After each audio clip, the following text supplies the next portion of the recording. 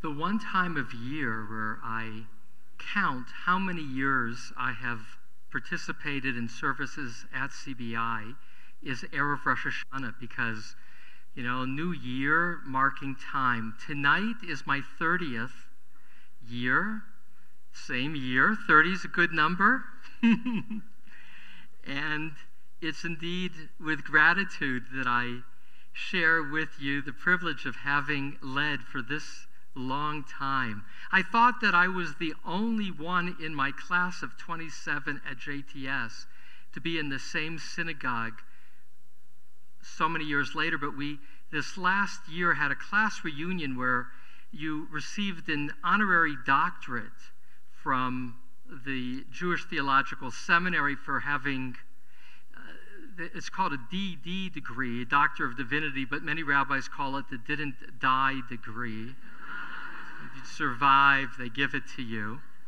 And as at that event, I did meet another classmate who's not somebody I'm in close touch with, obviously, but who had been also in the same congregation since graduating. So it's rare and wonderful when it happens. In the course of 30 years, much has changed. Some, as I look around the room, were in the room 30 years ago when the room was a rented warehouse on B Street at that time. As I look around the room, there are many who were not yet born who are here and who've grown up in the congregation. But what there is still is Hal's voice leading us, and that's a great sense for me of being at home, hearing the steadiness and the familiarity of his chanting.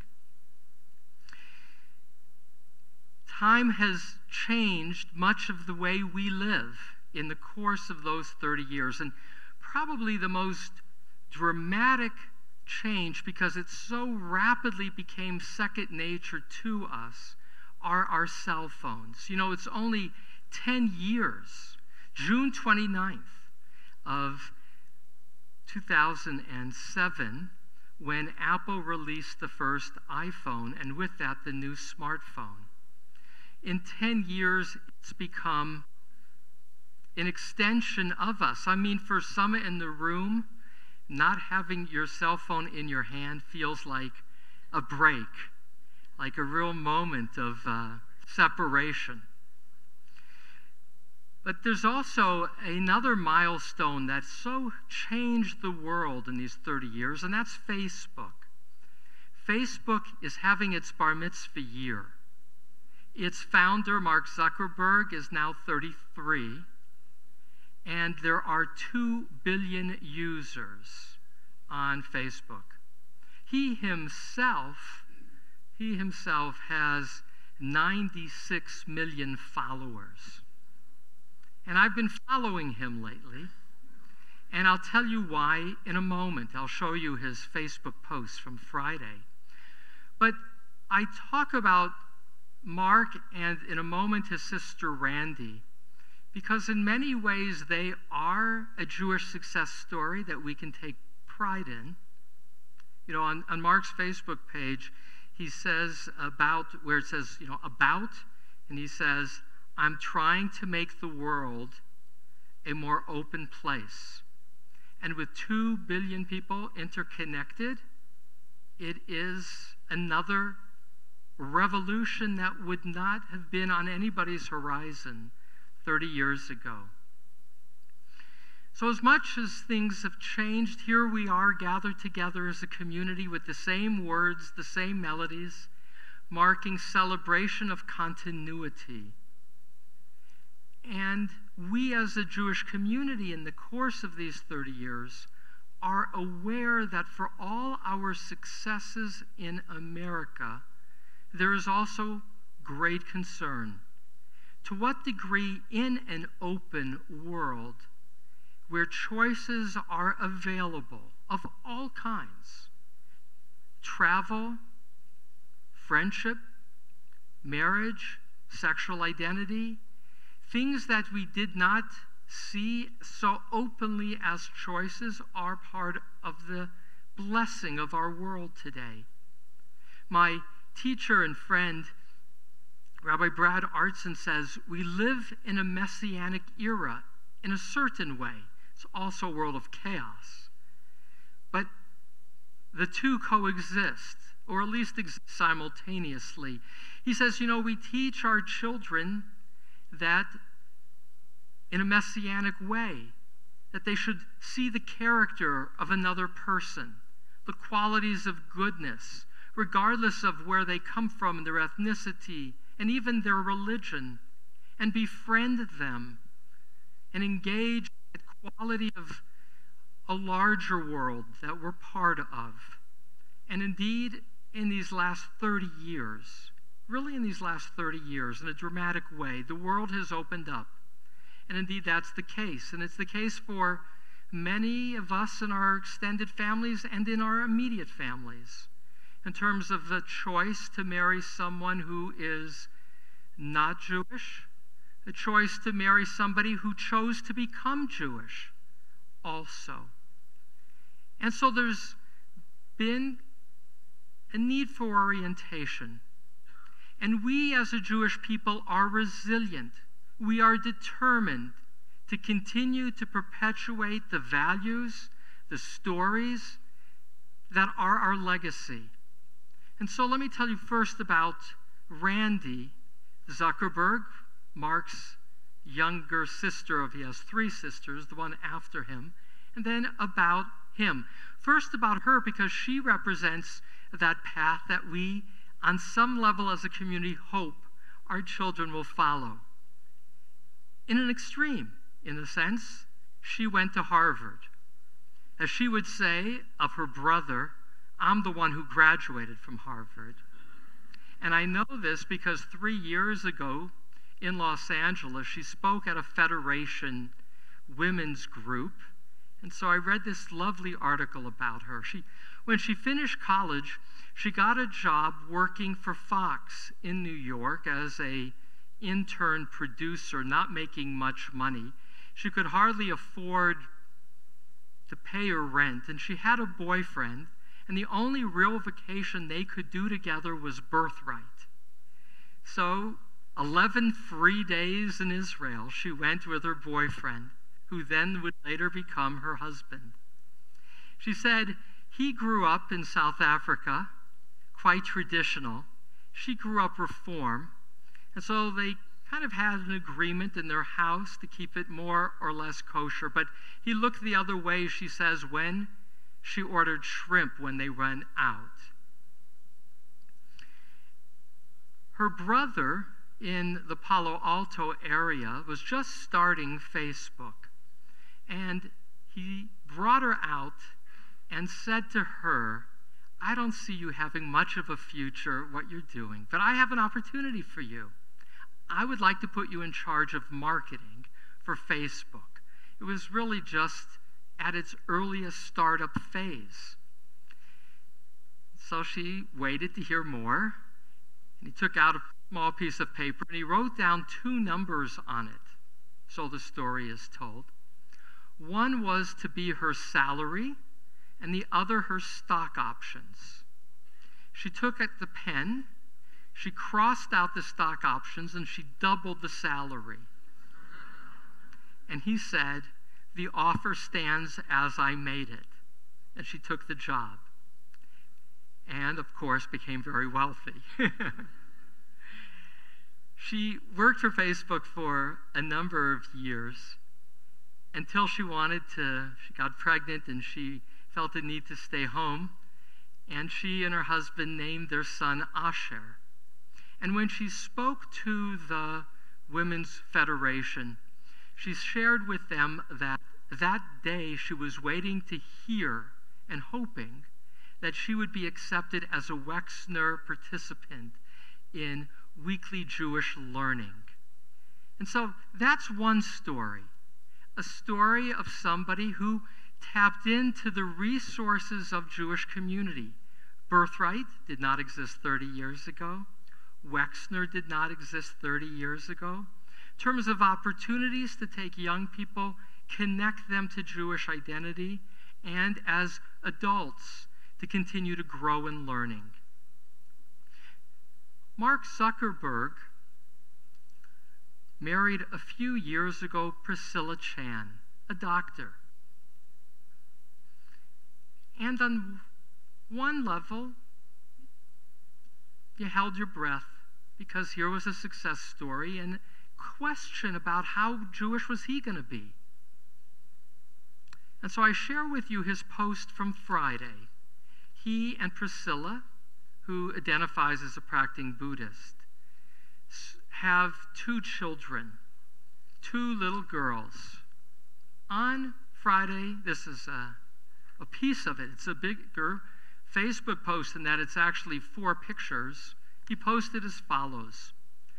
For Shabbat tonight, we gave Max, his daughter Max, a Kiddush cup that has been in our family for almost 100 years. Her great-great-grandfather, Max, got it after our family immigrated here, and it has been passed down through our family ever since. This is one of the pictures. There's another picture of a braided, unbaked challah that he was making, and the finished product that looked great. And one more picture, I think a picture of him in a kippah, where he was making the blessing over the candles. On that same Facebook page, last week, other things that were posted that give me just great nachas, great satisfaction. Last Tuesday, he posted about using Facebook Live to meet with young DACA adults to talk about their needs to find their home in America. The day after that, the photo was of him walking with Max through their backyard, acknowledging that he had just begun a paternity leave in order to be home for their most recent daughter, August. The following day, he posted that he and his wife, Priscilla, had created a foundation, funding it with $75 million to fight infectious disease, the Chan Zuckerberg Foundation. There is nachas to seeing that quality of genuine engagement, of care, of using his resources to make a difference. That too we educate our children to do. The first time Mark wrote about his Jewish identity was just earlier this year. He had wished everybody a Merry Christmas and a Happy Hanukkah on December 25th. And in response, there was a comment that said to him, "But aren't you an atheist?" To which he replied, "No, I was raised Jewish, and then I went through a period where I questioned things, but now I believe religion is very important." I imagine, and I don't know, that becoming a father changed a lot. When you become a parent, it's no longer about she and me or he and I. It becomes about what together are you going to convey as an identity and as values. In this post of just this last Friday, I delighted in reading the comments. Not all of them. There were 16,000 comments. Mind you, I mentioned he has 96 million followers, over 10,000 reposts. But just a handful, a sampling of the comments in regarding to his passing on the Kiddush cup to his daughter Max and celebrating Shabbat together. Giddy Greenstein, some of you may know Giddy. He's been in our congregation a number of times. Giddy Greenstein, along with Avraham Infeld, wrote the business plan for Birthright. And Giddy posted, beautiful, generation to generation. And then a lot of people who weren't Jewish, seemingly. Marty Williamson, I think if more people would share their beliefs and family customs, we could celebrate diversity with better understanding. Thank you for putting yourself out there. Rina Marliawati, with her head covered, writes, as a Muslim, I respect others no matter the religion. Good job, Mark. You have beautiful life, beautiful family. I think this is time, a positive thinker. Cheryl Settle, I didn't know you were Jewish. I have a little Jewish blood and have tons of beautiful Jewish friends. What a beautiful people with huge hearts and full of life. 2 smiley icons. Maria Gallegos, I helped to raise 3 Jews' children. I enjoyed watching them celebrate their holidays. They even asked me to join in to see the children sing, and so good tasting too. I was with them for 7 years. God bless you all. Omer Khan, may God bless you and your family always. As generations come and go, their priceless moments will always hold value unknown in the remembrance of your youth. Patricia McGuinn, my Kiddush cup was given to me by the patients at the Jewish nursing home I worked for 10 years. I will cherish it always. Debbie Patapoff, probably Jewish name. Traditions that are passed down are so important. It reminds us of our roots and our family. What a great piece of family history. And I couldn't help but include this one from Lila Yedid Sion. Nice to see that Friday dinner represents a different color t-shirt. That challah looks amazing. Well, I delighted in the diversity, and these were, selected, but only out of like the first 20 comments of the 16,000 comments. We live in this blessed, interconnected world, and it's a reminder of the blessing of our Jewish legacy and the blessing that is often not in a straight line, of owning Jewish identity and mixed marriages too, and more. The gift we have of such extraordinary people in our extended families who are not raised and are not Jewish, but are supportive of raising children as Jews, and who are our family, even when they have another faith. That's the reality. We are a much more diverse people than we were 30 years ago, and in many ways enriched by it. And it takes confidence in who we are to know that we are resilient, that Judaism has a richness of story, a richness of song, a richness of prayer, a richness of history, that we are here to stay and grow and change. It won't always be the same. It's the world that is always changing, and Rosh Hoshanah means not only the beginning of a year, but the beginning of change, which is always continuous. Sunday night here on the Bima, many of us had a great privilege, and that was to hear Dennis Ross. Dennis Ross can answer the question, why is there no peace between Israel and Palestinians, in a unique way. He uniquely was in the room for the last 20 years when all those negotiations took place. He was the head of our U.S. diplomat team at Camp David. And most recently with President Obama, he was the secret go-between between Netanyahu and Abbas.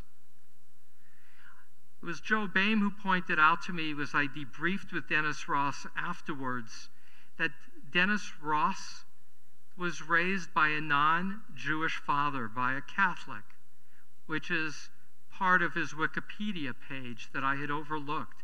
Jewish mother, but a non-religious family. His stepdad.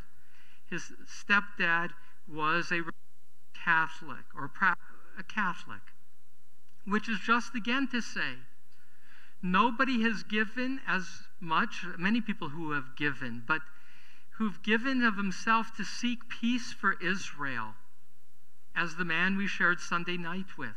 A man who later would help create a conservative synagogue in Bethesda, Maryland, where he and Tom Friedman do Yom Kippur break conversation every year. A conservative congregation that he shared with me, he tries to attend on Shabbat when he's home. And a man who not only sought peace for Israel, but whose son has recently made Aliyah with his Israeli-born wife and their 3 children, moving from just a few miles away in Maryland to now live in North Tel Aviv. Which is to say, such a proud and giving Jew who's made such a difference for the Jewish community, Dennis Ross, Mark Zuckerberg, and Randy Zuckerberg.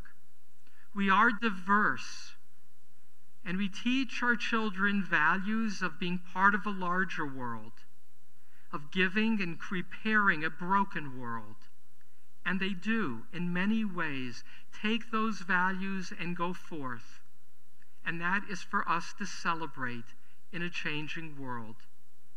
My teacher, Rabbi Harold Schulweis, said that every high holiday sermon needs a therefore, because this is the time where we're reflecting on the year and reflecting on our future.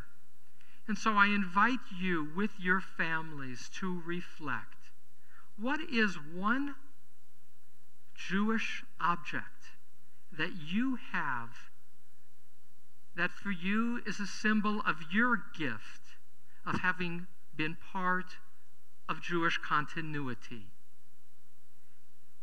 Take that object and hold it in your hand and feel your blessing and share with each other, maybe tomorrow at lunch, how Jewish continuity has enriched your life and how you would hope it will enrich your grandchildren's lives. And then share why. Why do you love being Jewish? How does it enrich your life? For many of us who simply grew up with Judaism as a given of who we are, that is a gift. It's a gift to have it as a given. And yet, it's not enough. It's not enough for those around us who we would wish to pass on our love of Judaism. Share why you feel privileged and what you would want your children and grandchildren and your sons-in-laws and your daughters-in-laws to know about why for you Judaism is a love affair, a relationship that you continue to nourish and nurture.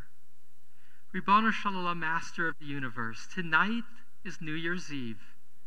It's a celebration. We are an extended family that is so much more diverse than in our grandparents' time, and even more diverse than 30 years ago and even 10 years ago.